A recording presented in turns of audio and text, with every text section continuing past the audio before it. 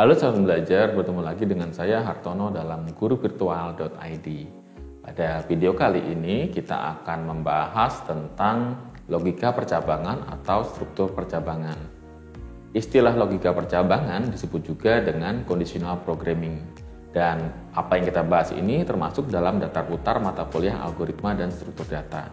Mari kita saksikan video berikut ini. Pada video kali ini kita akan melanjutkan pembelajaran kita terkait struktur percabangan. Jadi meskipun kita belajar bahasa pemrograman Python, konteks kita belajar pada video ini adalah untuk mempelajari algoritma dan struktur data. Jadi video-video yang saya sampaikan sebelumnya dan kedepannya itu untuk mendukung pembelajaran algoritma dan struktur data. Jika sahabat belajar pernah belajar, di Excel itu ada jika maka ya logika. Dan itulah yang kita pelajari pada video ini. Jadi struktur percabangan di Python dibagi menjadi 3. Yang pertama adalah if statement, kedua adalah if else statement, yang ketiga adalah if else statement. Agar kita mendapatkan gambaran yang lebih jelas, mungkin kita dapat langsung ke contoh saja. Jadi di sini ada beberapa contoh yang sudah saya buat. Ada variabel umur dengan tipe data integer. Lalu di sini ada coding conditional atau pengkondisian ya, jika umur lebih dari sama dengan 18 maka print Anda sudah dewasa. Dan buat sahabat belajar, kalau di Python setelah kita membuat kondisi maka ada indentasi. Indentasi ini bisa spasi 1, 2, 3, 4 atau bisa menggunakan tab, walaupun sebenarnya tidak ada pembatasan ya dari indentasi ini. Artinya tergantung dari maunya sahabat belajar, enaknya sahabat belajar itu yang seperti apa. Namun standarnya saya lebih suka menggunakan spasi 4, jadi spasi 4 kali. Tujuannya adalah dia membuat blok, artinya nanti ketika kondisi ini terpenuhi, dia akan mengeksekusi yang ini. Ketika tidak terpenuhi, maka dia tidak akan dieksekusi. Artinya seolah-olah semua yang berada di indentasi di sini, artinya dia merupakan milik kondisi yang pertama, misalkan seperti ini. Nah ini, semua ini dia dibungkus oleh kondisi yang ini. Dia tidak akan dieksekusi ketika kondisi yang ini tidak terpenuhi. Kita langsung running saja. Jadi karena sesuai ya, 18 ini masuk kategori kondisi yang pertama, umur lebih dari sama dengan 18, maka dia akan dieksekusi. Bagaimana jika kita menuliskan 7? Tidak akan ada output yang keluar ya, karena dia tidak memenuhi kondisi yang pertama ini, maka tidak ada output yang muncul. Jadi itulah gunanya dari indentasi ya, dia membuat blok sehingga kode itu hanya dieksekusi ketika kondisinya terpenuhi.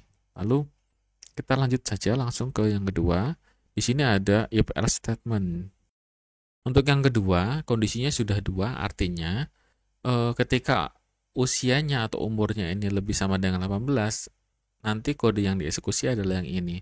Lalu bagaimana jika tidak? Maka Python akan mengeksekusi alternatif yang kedua. Artinya ketika kondisi yang pertama tidak terpenuhi, dia akan mengeksekusi kondisi yang kedua yang dinyatakan dengan else. Kita coba running. Di sini Anda sudah dewasa karena 25 itu memang masuk kategori yang pertama, umur lebih dari sama dengan 18. Lalu ketika kita tulis misalkan 5, maka dia akan dieksekusi oleh blok yang else. Inilah pentingnya adanya indentasi ya setelah kita membuat kondisi. Lalu bagaimana jika kita ingin membuat multi condition atau ada beberapa kondisi yang ingin kita buat? Caranya adalah seperti ini, kita menambahkan if, elif, dan else. Di sini ada variabel nilai yang isinya adalah 85. Jika nilai lebih dari sama dengan 90, maka dia mendapatkan nilai A. Jika nilai lebih dari sama dengan 80, maka mendapatkan nilai B, dan seterusnya ya. Coba kita running dulu. Dia mendapatkan nilai B karena 85 berada di atas 80 dan di bawah 90. Nah, yang jadi pertanyaan, 85 juga berada di atas 70. Artinya dia sebenarnya masuk juga dalam kondisi yang ketiga ini ya.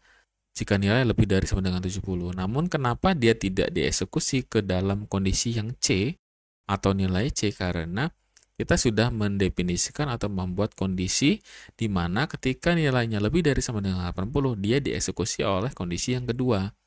Maka dia tidak akan ditangkap di kondisi yang ketiga dan kondisi yang keempat. Kita coba buat nilai misalkan 5.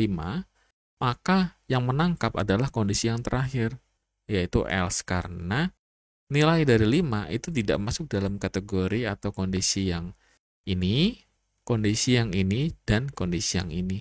Jadi penulisan di Python terkait dengan conditional programming atau logika percabangan sangat mudah, karena kalau kita lihat ya seperti kita membaca hal yang umum ya, hal yang biasa. Jika nilai sama dengan sekian, maka seperti itu. Jadi secara sintaks Python ketika ingin membuat logika percabangan sangat mudah dipahami. Dan apabila sahabat pembelajar ada sedikit kebingungan terkait dengan membuat logika percabangan di Python, bisa mengulang-ulang video agar lebih paham lagi ya sahabat pembelajar. Baiklah sahabat belajar, demikianlah materi kita tentang struktur percabangan atau pemrograman terkondisi, atau bahasa kerennya adalah conditional programming. Apabila sahabat belajar masih memiliki kendala, boleh mengulang lagi videonya lalu mencoba codingnya menggunakan bahasa pemrograman Python. Saya Hartono mengucapkan terima kasih atas perhatian Anda semua. Salam semangat dari kami, guruvirtual.id.